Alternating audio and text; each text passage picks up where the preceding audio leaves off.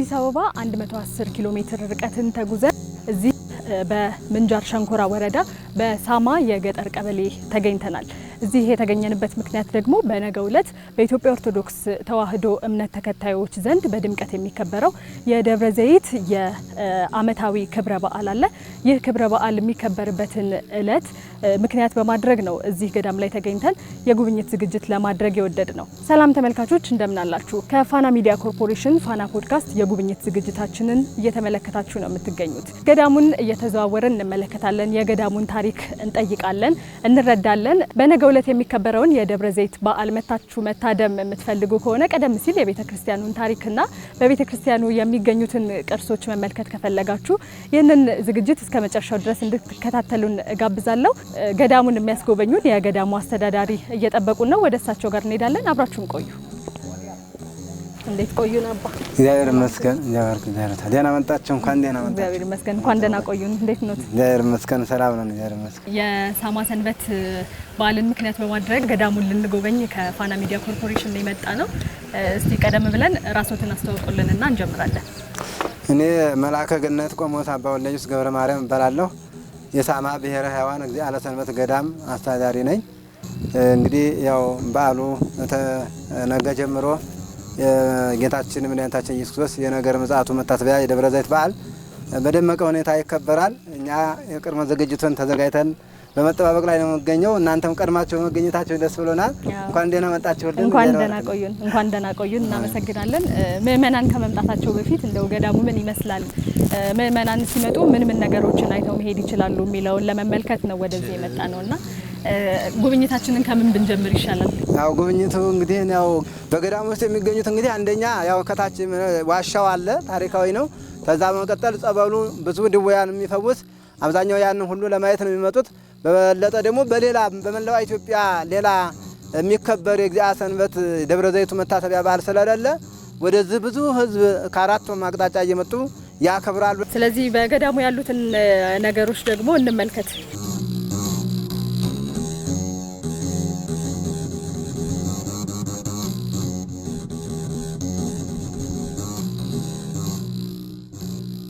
ከቤተ ክርስቲያኑ ተነስተን ወደ ዋሻው ወደ ጥንት ዋሻው እየወረድን ነው። እንግዲህ ቅርብ ናት አሁን ያለው ቤተ ክርስቲያኑና ዋሻው። ምን ያህል እንሄዳለን? እንደው 4 ደቂቃ ያህል 4 ደቂቃ ነው የሚያስከደው ዋሻው። ተዛ ጸበሉ ግን ራቅ ያለ ነው። አይ እንደዛ ከሆነ 20 ደቂቃ ሲለኝ እኮ አስተራለሁ ልጁ አይ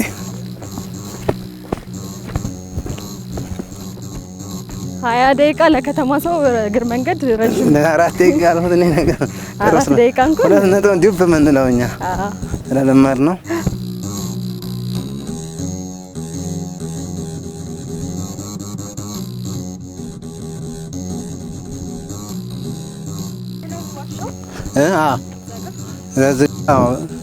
ትልቅ ወይራ አለበት በራፉ ላይ እዛ ውስጥ ነው ያለው።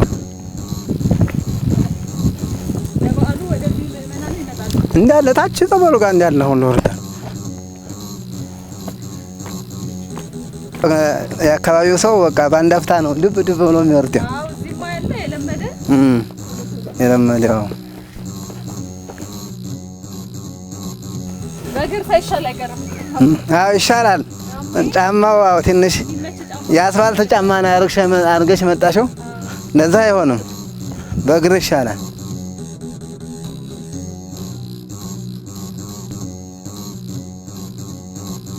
የቆምንበት ቃጣ ድንጋይ ነው የሚባለው። ይሄ ወንዙ ቀጥታ ያው የክረምት አምባገነን ውሃ የሚወርድበት ወንዝ ነው።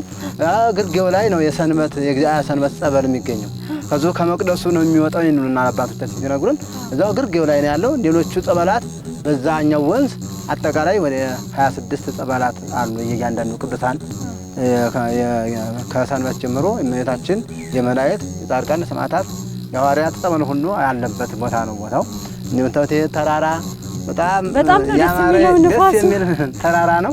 ተራራው ደግሞ ድንጋያማ ነው። እነዚህ ቅድም ያሉን አዎ እነኛም ማዲዮ ላይ የምታዋቸው በር ያላቸው አሉ። በዚህ በኩል የባህታውያን የመናንያን በበረሃ እግዚአብሔርን ከሰው ተለይተው እግዚአብሔርን እያገለገሉ በበረሃ የሚኖሩ የባህታውያን መኖሪያ ዋሻዎች ናቸው።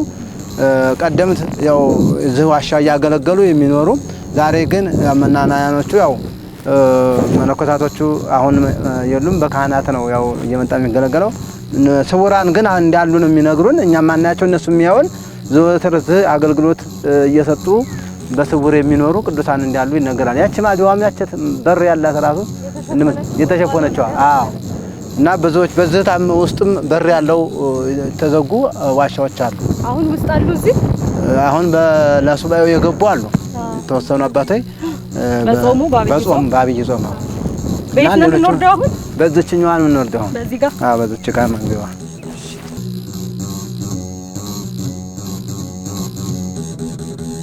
ትላሳ ነው ያፈር ነው። አይ በእግር እንኳን ምንም አይልም፣ እሾህ እንዳይኖር እንጂ እሾህ የለም።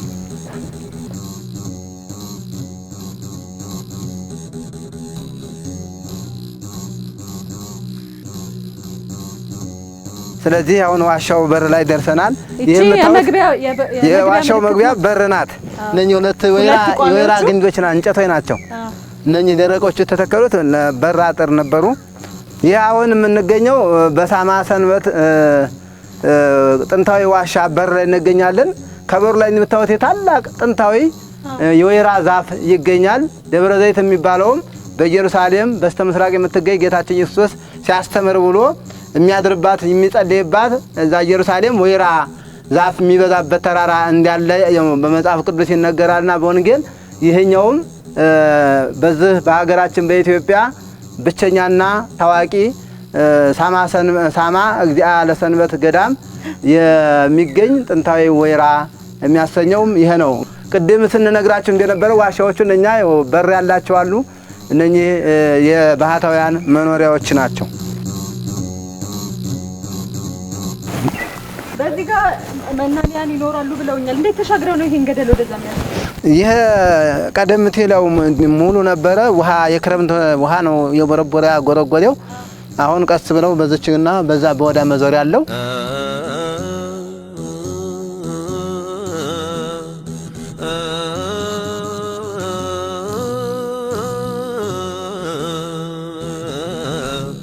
ለፍርድ ይመጣል አምላካችን። ጫማሽን አስቀምጪው። አሁን ዋሻው ጋር በር ላይ ስለደረስን ወደ ዋሻው ልንገባ ስለሆነ ጫማ ተጠልቆ አይገባም። አስቀምጪው እሱ ጋር። አሁን ዋሻው በር ላይ ወደ ውስጥ እየገባን ነው።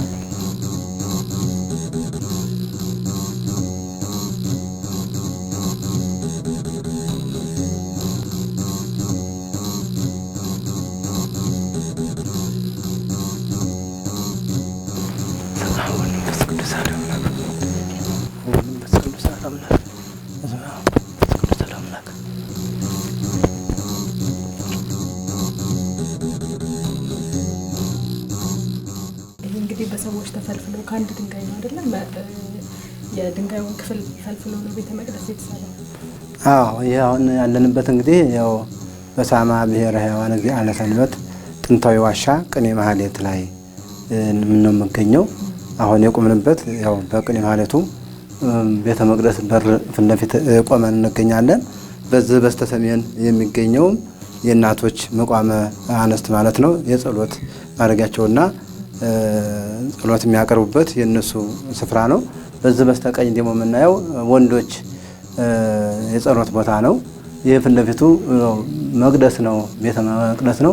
በዓመት ያው አንድ ጊዜ ነው የሚቀደሰው ለሳማ ያው ለደብረ ዘይት በዓል በዓመት አንድ ጊዜ ይቀደሳል። በዚህም በተክለየም በሰንበትም በሶስቱም ቤተ መቅደስ ነው የሚቀደሰው በዛን ዕለት። እነቺ መንበሯም የጥንት መንበር ናት። ያው አሁን ኮሳሳ ሆና ትታያለች። የጥንት መንበር ናት። ጽናውም የጥንት አባቶቻችን ሲገለገሉበት የነበረ ነው። ገዳሙ ሲመሰረት የነበረ እና አሁን ያው ከአቅም ማጣትና ያው ቦታው ምቹ ካለመሆኑ የተነሳ ነው በዛው በነበረው ስፍራ እንዲሁ ቁጭ ብሎ የሚገኘው እንጂ አሁን ወደፊት ታድሶ በጥሩ ሁኔታ በዘመናዊ መልኩ እድሳት ተደርጎለት አገልግሎት ዘወትር የኪዳን አገልግሎትም የቅዳሴ አገልግሎትም እንዲያገኝ ያው በቅድ ላይ አካተነው ያለ ነው። ስለዚህ አባ ገብረ ሕይወት የሚባሉ ታላቅ ባህታዊ አባት አብረዋቸው የመጡ ሶስቱ ቅዱሳን መካከል አባ ገብረ ሕይወት የሚባሉት ባህታዊ የበቆ ታላቅ አባት ናቸው። ጓደኞቻቸው አንዱ አባ ወልደ ሐዋርያት ይባላል። አንዱ አባ ወልደ ማርያም የሚባሉ ናቸው። እነኚህ ሶስቱ በዚህ እየጸለዩ የተክለ ሃይማኖትን ጽላት ይዘው ሲኖሩ ያው ዘመኑ የነበረበት በ1505 ዘመን ላይ ያው ግራኝ ወረራ ስለነበረ በጣም አገሪቱ ችግር ስለነበረ ይህን ዋሻ እንግዲህ ታንድ ድፍን ድንጋይ ውስጥ ገብተው ፈልፍለው ነው። ሌላው ሜዳማው ቦታ በጦርነት በተለያየ ወረራ በሃይማኖት ወረራ ችግር ሲገጥማቸው እዚች ላይ ተፈልፍለው እያገለገሉት አለ። ንጉሱ ሳህለ ስላሴ የሚባሉት የኢትዮጵያ ንጉስ ማለት ነው። እነሱ ሰንበት ጽላት በሀገራቸው ከትልቅ ጽድ ዛፍ ውስጥ በሸሽገውት ይኖር እንደነበረ ከዛ በቤተ መንግስታቸው እየተገለገለ ለ10 ዓመት እንደቆይቶ ስለነበር በዛ አማካይነት ሰንበት በዛ አይደለም የሚኖረው በሳ ራሱ ሳማ በሚባል ጠቦ ወንዝ ሳማ በሚባል ስፍራ ወስቴ ትከል ብለው ባህታውያን ሲነግሩት እነኚህን አባቶች አስፈልጎ ሲያገኛቸው በእነሱ አማካይነት ሶስቱም ሄደው እንደዚህ ሳማ ጠቦ ወንዝ የሚባል በእናንተ በአገሬ ውስጥ ታውቁታላችሁ ብለው ሲጠይቃቸው አዎ እዛው ነው ያለ ነው ብለው ሲነግሩት ከሶስቱ አንደኛቸውን እኚህ ቅድም ያልኳቸው አባ ገብረት የተባሉትን እንደውም አንተ ነህ በዛ ቦታ ላይ አለቃ ሆነህ ገዳሙን ይሄን ጽላት ይዛችሁ ሄዳችሁ በአንተ መሪነት በዛ ቦታ ላይ እንድታገለግሉ ሀገሬም ሰላም ይሆንልኛል በሚል ተስፋ አምኖ አዟቸው የሰንበት ጽላት መጥቶ ተጀብሮ በዚህ ዋሻ ላይ ለብዙ ዘመናት ይገለገል እንደነበረ ነው ታሪኩ ይኸው በመጽሐፍ ላይ ተጽፎ ይገኛል። መጀመሪያው እንግዲህ ያው በሳማ ደብረ ዘይት በዓል አከባበር መነሻው ዋናው ይሄ ነው ዋሻው ነው። ስለዚህ እኛም መጀመሪያ ዋሻው ቦታ ነው ለማየት መጥተን በዛ ቦታ ላይ አሁን የምንገኘው ዓመታዊ ክብረ በዓሉን በዓመት አንድ ጊዜ ስለሆነ የሚከበረው ሰዎች በብዛት የሚመጡት በዛ ዕለት ነው። ከዛ ቀን ውጪ ባሉት ጊዜያት ግን ምን አይነት አገልግሎቶች አሉ? እዚህ እንደው ሰው ማየት ቢፈልግ ለበረከት መጥቶ መሳለም ሲፈልግ ምን አይቶ ይሄዳል? እዚህ ገዳም ሲመጣ እዚህ ዋሻ ሲመጣ ወደዚህ ቦታ እንግዲህ ብዙዎች ሲመጡ ዋናው ትልቁ ነገር ይሄ ቦታ አንዱ የሚታየው ዋሻው ነው። ሁለተኛ ደረጃ የሚታየው ጸበሉ ታምራታዊ ነው። ተድንጋይ ካለት ድንጋይ ላይ የሚፈልቅ ጸበል ነው ያለው።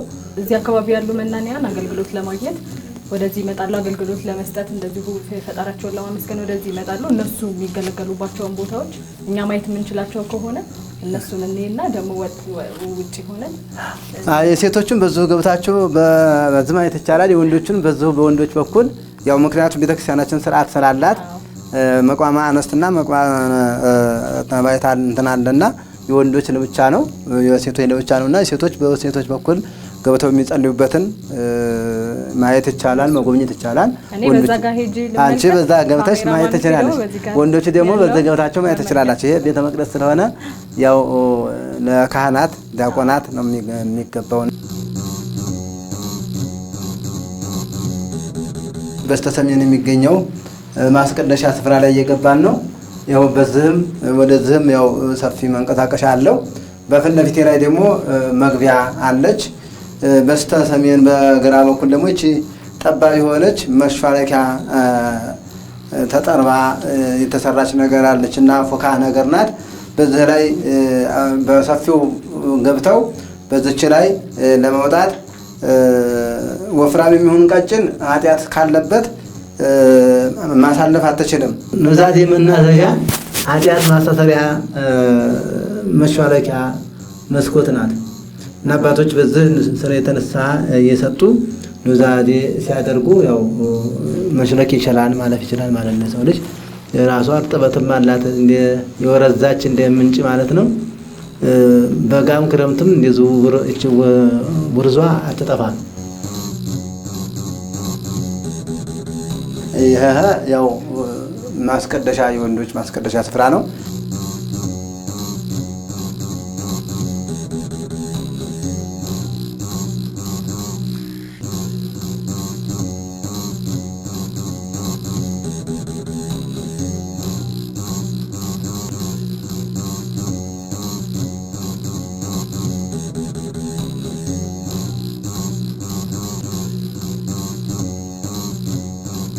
በዚህ በሴቶች መግቢያ ጋር ስመጣ ይሄንን ተመለከትኩኝ።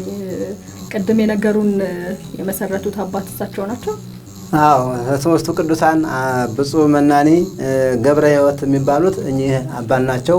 ስዕላቸው ወይንም ምስላቸው የምንመለከታቸው ይህን ዋሻ የአቡነ ተክለ ሃይማኖትን ጽላት ይዘው መጥተው ከጎንደር ይህን ፈልፍለው በዚህ ቦታ ላይ ከዓመት እስከ ዓመት ሰዓታት እንዲቆም እንዲጸለይበት ቋሚ ሆኖ ስርዓት ሰርተውለት ያለፉ አባ እኚህ ናቸው።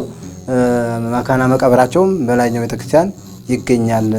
ገር ላይ የተነበበበት በአሁኑ ሰዓት ማለት ነው። በዚህ ቦታ ላይ ንጉሱ ኃይለ ሥላሴ አበምኔት አድርገው የሾሟቸው እኚህን ነው። እዚህ ቦታ ላይ ከዚህ በመቀጠል እንግዲህ ወደ ላይኛው ቤተክርስቲያን ነው እንግዲህ የምንወጣው።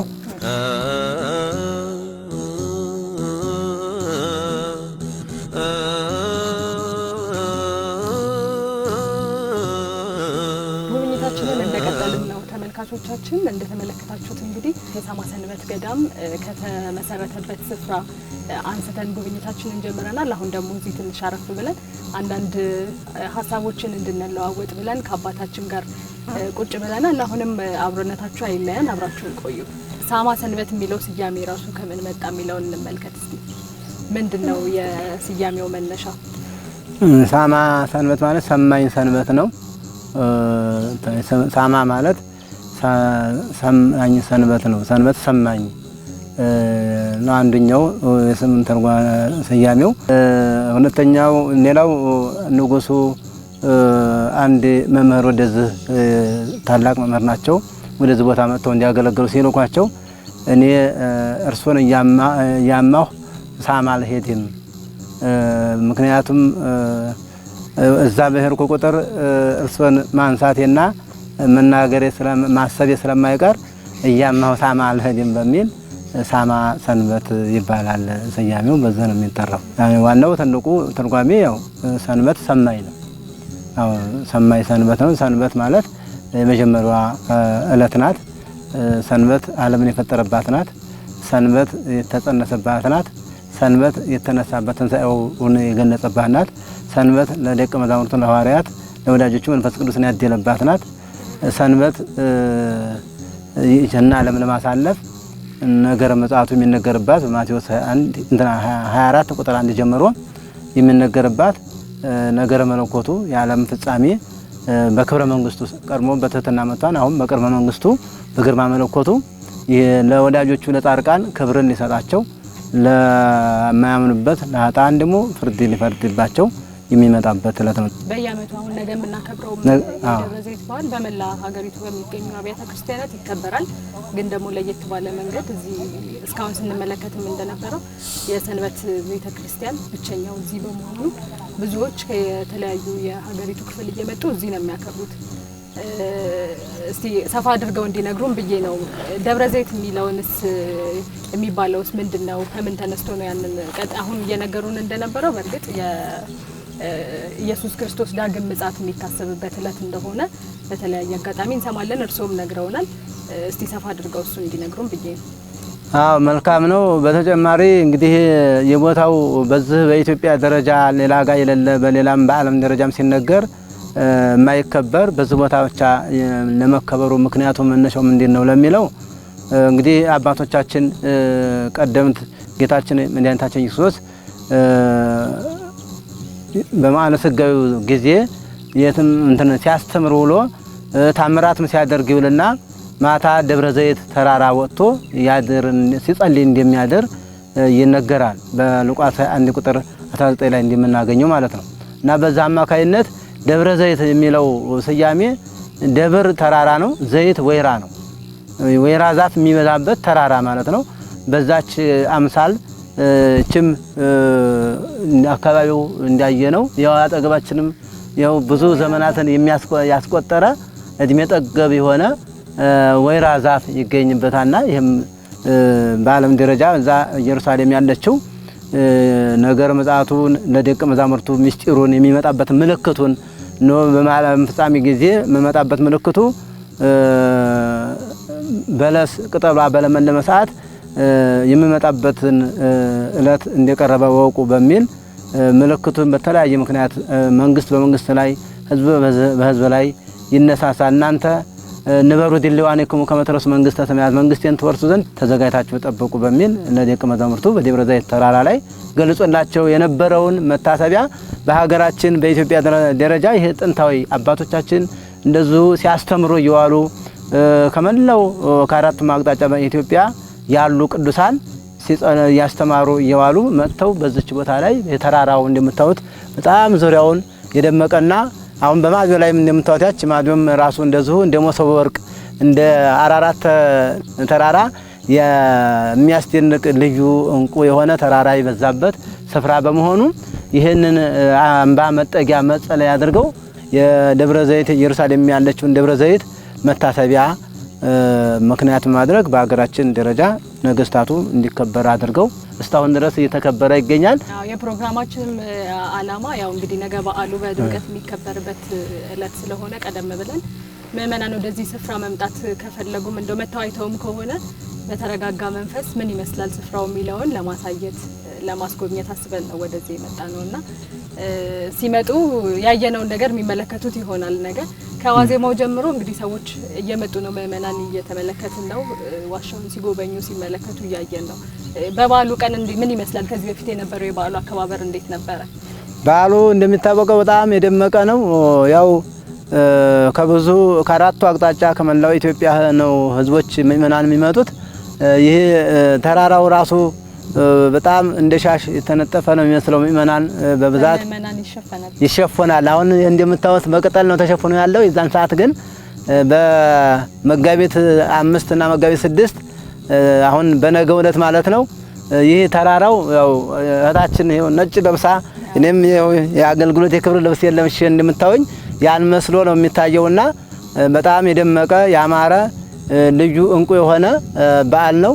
ሁላችሁም እንግዲህ ይሄንን ከወዲሁ በመመልከት ያያችሁም ተኖራችሁ ይሄን በመመልከት ከዛሬው ጀምሮ ዝግጅት በማድረግ እንድትመጡና በዓሉን እንድታከብሩ ጥሪያችንን እናስተላልፍላችኋለን። ያው አንዴ ተመቶ የሚቀርበት አይደለም። በየዓመቱ በዓሉ በሚከበርበት ጊዜ ሁሉ እየመጡ በረከት የሚወስዱበት ነውና ሁሉ ጊዜ የሚመጣበት ነው። እስቲ ደግሞ አሁን ይሄንን ጨርሰን እንሂድና ዋናውን ቤተክርስቲያን አሁን አገልግሎት እየሰጠ ያለውን በስፋት እሱን እንመልከት።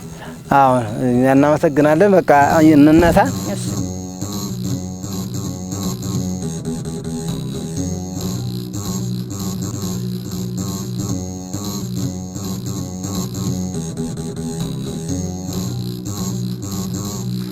እንደምታዩት ይሄ ቆምኩበት ድንጋይ ላይ አፋፍ ላይ ነበር ያለው። ያው የክረምት ከላይ ከደጋማው ቦታ ተሜዳው ተጠረቃቅሞ የሚመጣ የክረምት የዝናብ አምባገነን ውሃ አደጋ ከመፍጠሩ የተነሳ ያቺም ፍለፊት ምናያት ዋሻዋ ቤተልሔም ነበረች። በዛ ምክንያት ነው አሁን በሁለኬት ያን የደፍነን ለመለሰን እንኳን ተጀርባው ያው አላመች ስላለን የአቅም ጉዳይ እንደሄንን ውሃ ተላይ የመጣ ስለበረበረብን አሁን አደጋ ላይ ነውና ስጋት ላይ ያለው።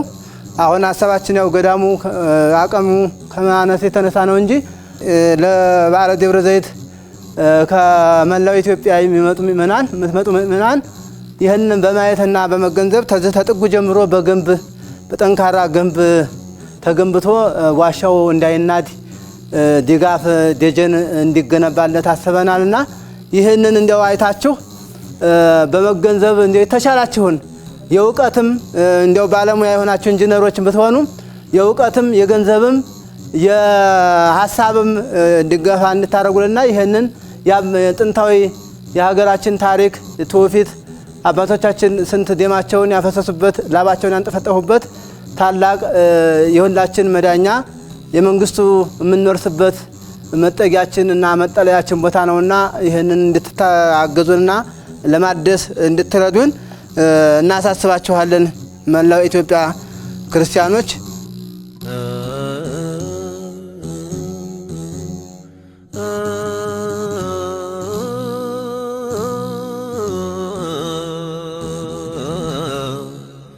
ለፍርድ ይመጣል አምላካችን። እንዲህ አይነት ፈታኝ ጉዞ እናደርጋለን ብዬ ስላላሰብኩኝ ጫማ የሚመች አልነበረም። አሁን የሌላ ሰው ጫማ ተውሼ ነው እየሄድኩኝ ያለሁት። አሁን ዳገቱን ጨርሰን ወደ ዋናው ቤተ ክርስቲያን ወደዛ እየሄድን ያለ ነው። እስካሁን የመጣ ነው መንገድ ትንሽ የሚፈትን ነበር አባ። አሁን ቆንጆ ነው። ተዚህ በላይ ሜዳ ነው። ያው የቤተክርስቲያኑ ማጸድ እየታየ ነው። ስንወርደው እንደዚህ ረዥምና የሚያስቸግር አይመስልም ነበረ። ዱብ ዱብ ብለን ወርደን በባዶ እግሬ ነበር እንደው የሄድኩት። ስመለስ ግን አልቻልኩም፣ አቀተኛል። አቀበት መንገድ ትንሽ ስለሚያስቸግር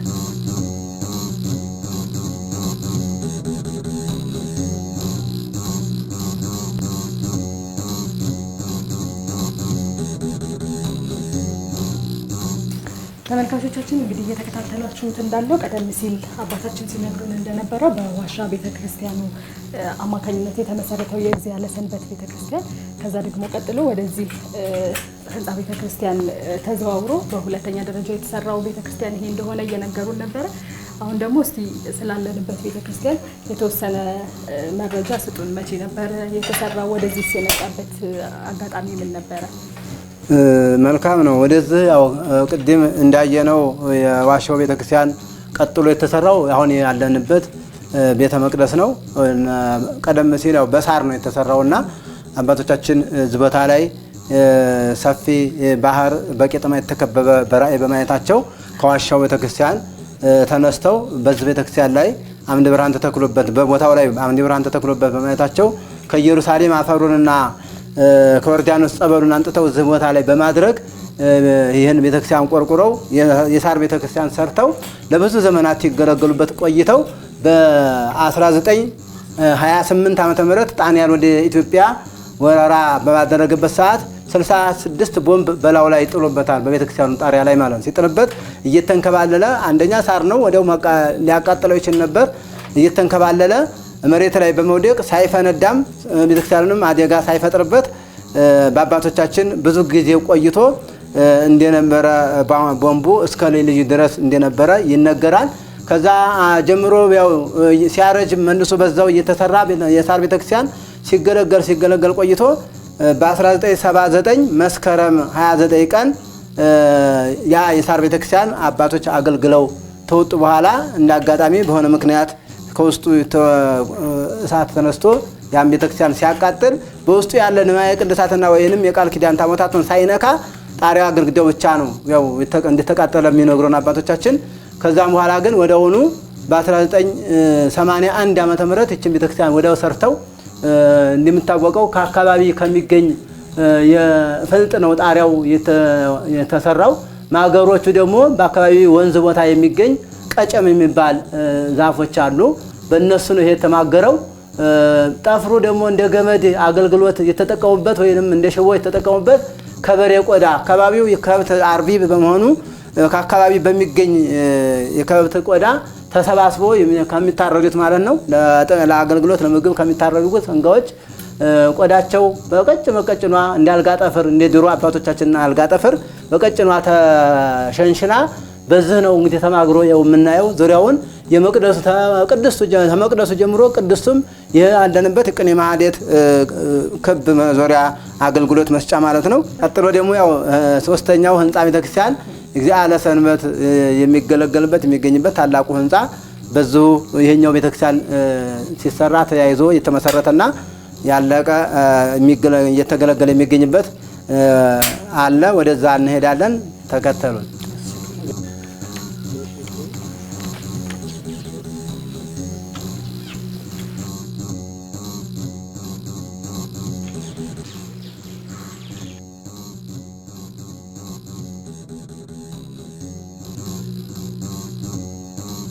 ይሄኛው ደግሞ የተገኘንበት ለክብረ በዓሉ አባቶች ትልልቅ አባቶች ሲመጡ የሚያርፉበት እንደሆነ ቀደም ሲል እየነገሩን ነበር።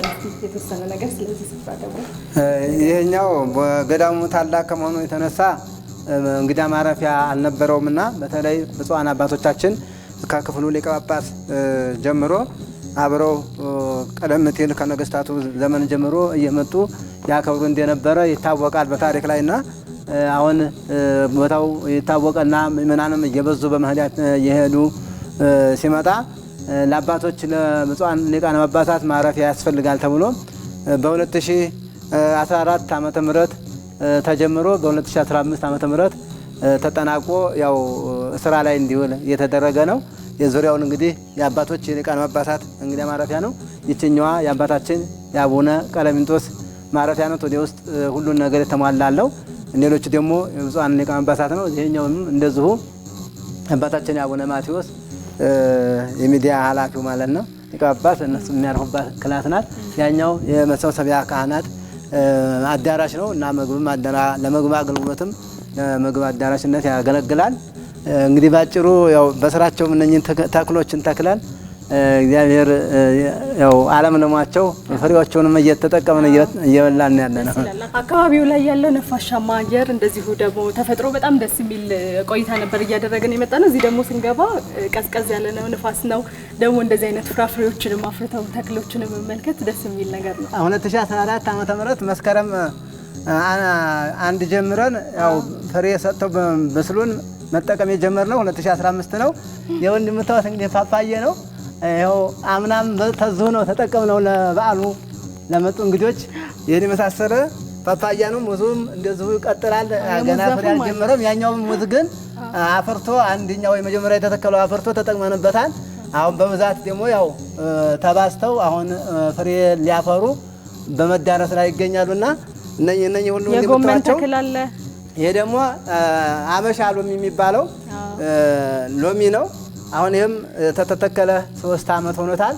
እንግዲህ ቀጣይ ዓመት ያፈራል ብለን እናምናለን። እንግዲህ በለምላሜ ላይ ይገኛል። እነኚህ ያው እንደምታዋቸው ፓፓዬና ሸንኮራውም ይኸው እንደዚሁ ሸንኮራ ገዳም አለ። በዛት ወደ 10 ዘንግ ተጠቅመናል ተቀደም። አሁን የምታዋቸው ደግሞ 1-5 የሚሆኑ ዘንጎች ለምግብ የደረሱ አሉ። ተሰርም እያበቀሉ ይገኛሉ። ደስ ይላል። ይሄን እንግዲህ በነበረከት እንግዲህ እናመሰግናለን። በጣም እናመሰግናለን። እሺ እግዚአብሔር ይስጥልን።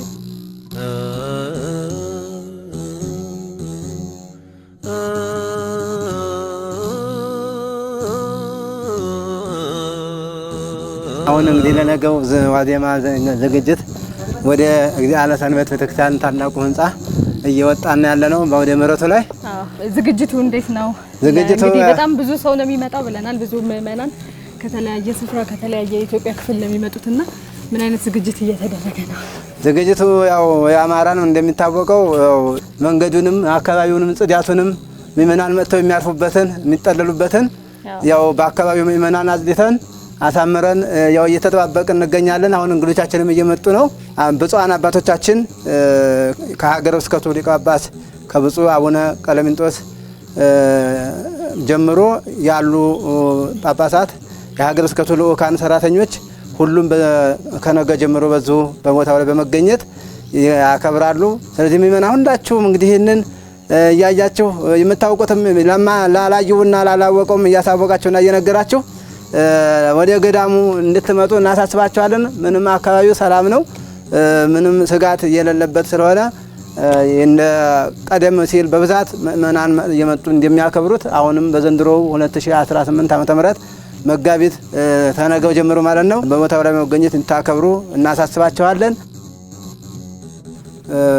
ያው ሰበካ ጉባኤውን ልኳቸው ወደ አዲስ አበባ በመሄድ በልጆቻቸውና በሚያውቋቸው ሰዎች አስተባብረው ይህን ጽና የወርቅ ጽና ይህንንም የወርቅ መስቀል 2 የመጾር መስቀልና 2 የወርቅ ጽና አበርክተው ከውጭ ነው አስመጥተው ለበዓሉ ድምቀትና ውበት እንዲሰጥና አገልግሎቱም ያበረከቱልን። እንዲያጋጣሚ እናንተም ደግሞ በዚሁ ለገዳሙ ለማስተዋወቅ ለቀረጻ እንደመጣችሁ እነሱም ይህንን የመሰለ ንዋየ ቅድሳት ይዘው እዚህ በመገኘት የጻድቃን ሳይቃጠሩ ይገናኛሉ ነው የተባለው። አጋጣሚ ሆኖ ሰጪዎችም አስተዋዋቂዎችም እኛም ተገናኝተን ይህን የመሰለ እንግዲህ ለበዓሉ ዝግጅትና ድምቀት የሚሆነውን አቅርበውልናል። ወንድሞቻችንና እህቶቻችን ምእመናን እግዚአብሔር አምላካችን እንግዲህ በረከቱን እግዚአ ሰንበት የጻድቁ አባታችን የአቡነ ተክለ ሃይማኖት በረከተ ረድኤት ይደርባችሁ፣ ያስባችሁትን ሁሉ ይፈጽመላችሁ እያልን በጸሎት እናስባችኋለን። ከዚህ በለጠም እንድታደርጉና እግዚአብሔር የበለጠውን ጸጋና በረከቱን እንዲያድላችሁ እንጸልያለን። እናንተንም እግዚአብሔር ባርካችሁ። እግዚአብሔር ይስጥልኝ። ተመልካቾቻችን እንግዲህ በነገው ዕለት በኢትዮጵያ ኦርቶዶክስ ተዋሕዶ ቤተክርስቲያን እምነት አማኞች ዘንድ በድምቀት የሚከበረውን የደብረ ዘይት በዓልን ምክንያት በማድረግ እዚህ በምንጃር ሸንኮራ ወረዳ በሳማ ሰንበት ገዳም ተገኝተን የቤተክርስቲያኑን ታሪክ ተመልክተናል። እስካሁን ድረስ አብራችሁን ስለነበራችሁ እጅግ አድርገን እናመሰግናለን። ለመላው የኦርቶዶክስ እምነት ተከታዮች ለነገው የደብረ ዘይት በዓል እንኳን በሰላም አደረሳችሁ እያልኩኝ አብራችሁ ቆይታ አድርጌ የነበረው በጸሎት መንገሻ ነበርኩኝ። ሰላም ቆዩ። ለአምላካችን